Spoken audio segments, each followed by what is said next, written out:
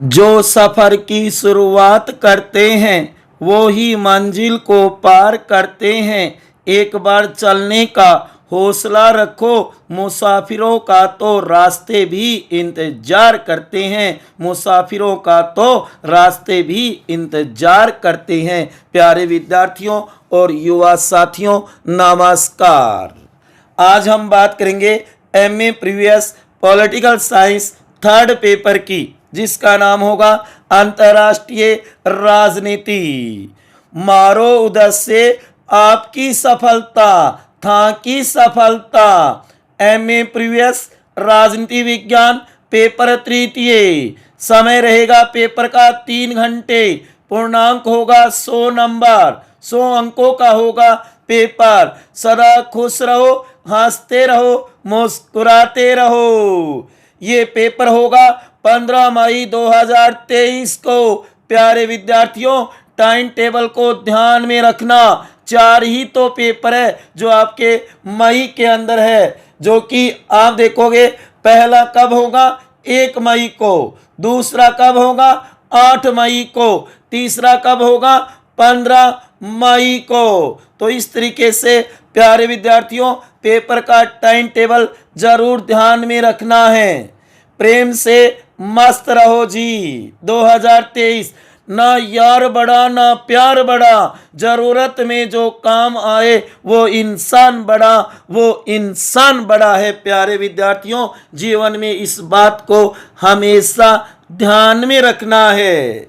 महत्वपूर्ण प्रश्न 2023 गेस या मॉडल पेपर है ये। प्यारे विद्यार्थियों, जो मैं बार बार कह रहा हूं, इसमें से ज्यादातर क्वेश्चन आपको पेपर में देखने को मिलेंगे। जरूरी नहीं सारे ही आए, हाँ आपकी किस्मत है, सारे भी आ सकते हैं, लेकिन ज्यादातर तो आएंगे। इतना मैं विश्वास दिलाता हूं, क्योंकि मैंने मेरे अनुभव के आधार पे और पिछले 5-6 वर्षों के पेपरों का अध्ययन करने के बाद मैंने ये गेस पेपर या मॉडल पेपर बनाया है, जिसके अंदर आपको पेपर किस तरीके से आएगा ये भी बता दिया जाएगा, कैसे करना है ये भी बता दिया जाएगा, और इसके साथ में टॉप मोस्ट क्वेश्चन भी बता दिए जा रहे हैं। हाँ प्यारे विद्यार्थियों, देखो खंड ए सेक्शन ए, आपके पेपर में 3 सेक्शन होंगे, section A, section B, section C. तो सबसे पहले हम बात करते हैं सेक्शन ए की। पेपर में कुल 10 प्रश्न होंगे। कितने होंगे जी? 10 होंगे। सभी करने अनिवार्य, कोई अथवा नहीं होगा, कोई ऑप्शन नहीं है। 2 अंक का एक प्रश्न होगा। 50 शब्दों में उत्तर देना है प्यारे विद्यार्थियों।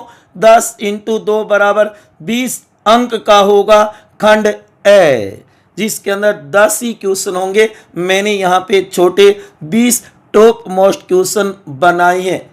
जैसे कि प्यारे विद्यार्थियों, मैं बार बार कहता आ रहा हूं कि छोटे क्वेश्चनों का कोई गेस नहीं बनता है, क्योंकि छोटे क्वेश्चन पेपर सेटर कहीं से भी उठा सकता है। लेकिन फिर भी मैंने आप सभी के प्यार और सहयोग के लिए ये मानो अपने अनुभव के आधार पे इन छोटे क्वेश्चनों को बनाया है।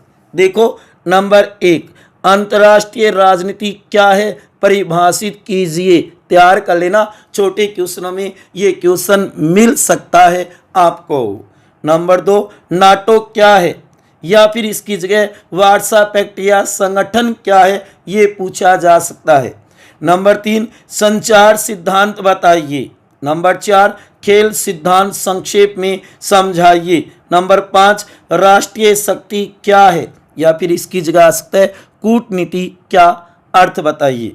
कूटनीति का अर्थ समझाइए या बताइए। नंबर 6, राष्ट्रीय शक्ति के प्रमुख तत्व कौन कौन से हैं बताइए। नंबर 7, शक्ति संतुलन क्या है, या फिर इसकी जगह आ सकता है पंचशील का सिद्धांत बताइए या समझाइए। नंबर 8, निःशस्त्रीकरण का अर्थ बताइए। नंबर 9, वैश्वीकरण के प्रमुख प्रभाव बताइए। नंबर 10, विश्व जनमत क्या है, या फिर इसकी जगह आ सकता है मानवाधिकार की विश्वव्यापी घोषणा क्या है? 10 दिसंबर 1948। उसके बाद में 11 नंबर, अंतर्राष्ट्रीय नैतिकता से क्या अभिप्राय है?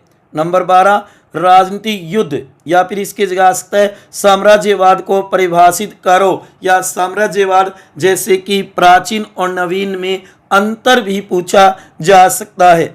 नंबर 13, उत्तर दक्षिण संवाद क्या है, या फिर दक्षिण दक्षिण संवाद क्या है? दोनों में से एक क्वेश्चन पूछा जा सकता है। प्यारे विद्यार्थियों, ये पेपर भी आपका ये मानो कि तैयार है आधे से ज़्यादा, क्योंकि बीए फाइनल में अगर आपके पास राजनीति थी तो सेकंड पेपर था ना, जो कि आपने देखा अंतर्राष्ट्रीय संबंध 1945 से, लगभग वही सिलेबस इस पेपर के अंदर है। उसके बाद में आगे देखो, नंबर 14, नव उपनिवेशवाद क्या है, या इसकी जगह आ सकता है गुट निरपेक्षता का अर्थ, असंलग्नता, गुट निरपेक्षता, नेम। उसके बाद में 15 नंबर है अंतर्राष्ट्रीय विधि से क्या तात्पर्य है। नंबर 16, सार्क या आसियान का पूरा नाम बताइए, पूरा नाम पूछा जा सकता है। नंबर 17, अमेरिकी प्राधान्यता क्या है, अमेरिकी वर्चस्व है ना, उसके बारे में पूछा जा सकता है। 18 नंबर है मानवाधिकारों को परिभाषित कीजिए। 19 नंबर है तृतीय विश्व को परिभाषित कीजिए। 20 नंबर है संयुक्त राष्ट्र संघ की स्थापना पूछी जा सकती है, वह उद्देश्य या फिर इसकी जगह आ सकता है आतंकवाद का अर्थ बताइए। ये टॉप मोस्ट 20 छोटे क्वेश्चन है प्यारे विद्यार्थियों, इसमें से बहुत से क्वेश्चन आपको आपके पेपर में देखने को मिल सकते हैं, संभावना है प्यारे विद्यार्थियों इस बात की, तो इसलिए इन्हें तैयार कर लेना। सेक्शन ए के छोटे टॉप मोस्ट क्वेश्चन है ना 20, इनको तो जरूर तैयार करना है। उसके बाद में हम देखेंगे खंड ब या सेक्शन बी के टॉप मोस्ट क्वेश्चन जो आपको तैयार करने हैं। ये केवल गेस या मॉडल पेपर है प्यारे विद्यार्थियों, ठीक है ना भाई, समझ में आ रही है ना बात? पल्ले पढ़ी को नहीं पढ़ी, पढ़गी ना पल्ले तो बस तो आने तैयार कर लेना। जो भी आपके पास अध्ययन सामग्री है उसके अंदर चिन्ह लगा करके इनके उत्तर तैयार करने हैं। अब देखो खंड ब सेक्शन बी, पेपर में कुल 5 प्रश्न तथा 5 उनके अथवा होंगे, तो कुल कितने हो जाएंगे? 10 हो जाएंगे, 5 और 5 उनके अथवा। आपको 5 प्रश्न करने हैं जी, कितना करना है? 5 ही करना है। 7 अंक का एक होगा जी, तो इसलिए आप देखोगे 5 × 7 बराबर 35 अंक का होगा सेक्शन बी, जो कि 200 शब्दों में उत्तर देना है। उत्तर शब्द सीमा कितनी होगी? 200 शब्द होगी, लगभग 2 पेज भरने होंगे। 3 भरते हो तो भी कोई दिक्कत नहीं है। आप राजनीति विज्ञान पॉलिटिकल साइंस के स्टूडेंट हो तो ज़्यादा से ज़्यादा पेज भरने की सोचना प्यारे विद्यार्थियों। कई बार ये मानो कॉपी चेक करने वाला पेज के आधार पर भी नंबर देता है, तो इसलिए पेज तो भर के आना ही है। देखो प्यारे विद्यार्थियों, इसके टॉप मोस्ट 10 क्वेश्चन कुछ अथवा में है, समय हो तो या वाले भी तैयार कर लेना, समय नहीं हो तो इन 10 को, और ये 10 भी ज़्यादा लगे तो आप एक एक कर सकते हो, 1 number, 3 number, 5 number, 7 number, 9 number, क्योंकि ये इंपॉर्टेंट क्वेश्चन ज़्यादा है प्यारे विद्यार्थियों, तो इनको अच्छी तरीके से तैयार कर लेना। देखो नंबर 1, अंतर्राष्ट्रीय राजनीति के अध्ययन के विभिन्न उपागम पूछे जा सकते हैं। नंबर 2, यथार्थवाद एवं आदर्शवाद के अंतर को स्पष्ट कीजिए। नंबर 3, शक्ति संतुलन अवधारणा की व्याख्या कीजिए, या फिर इसकी जगह आ सकता है अंतर्राष्ट्रीय विवादों के शांतिपूर्ण समाधान पर एक नोट लिखिए। नंबर 4, निःशस्त्रीकरण की व्याख्या कीजिए, या फिर आ सकता है प्रचार और युद्ध में क्या अंतर है बताइए। नंबर 5, राष्ट्रीय हितों की अभिवृद्धि के प्रमुख साधन बताइए। नंबर 6, एशिया का नव जागरण, उस पर टिप्पणी पूछ सकता है, नव जागरण के कारण पूछ सकता है, या फिर विश्व राजनीति अंतर्राष्ट्रीय राजनीति पर प्रभाव पूछ सकता है। नंबर 7, पड़ोसी देशों के प्रति भारत की विदेश नीति का परीक्षण कीजिए। नंबर 8, अंतर्राष्ट्रीय राजनीति शक्ति के लिए संघर्ष है। मार्किन्थो का ये कोटेशन है प्यारे विद्यार्थियों, कथन, इसकी व्याख्या कीजिए, ऐसा क्वेश्चन भी बना सकता है। नंबर 9, राष्ट्रीय हितों के लिए कूटनीति के महत्व को समझाइए, या फिर भूमंडलीकरण जिसको वैश्वीकरण भी कहा जाता है पर टिप्पणी लिखिए, ये भी बढ़िया क्वेश्चन बन सकता है, इसे तैयार कर लेना।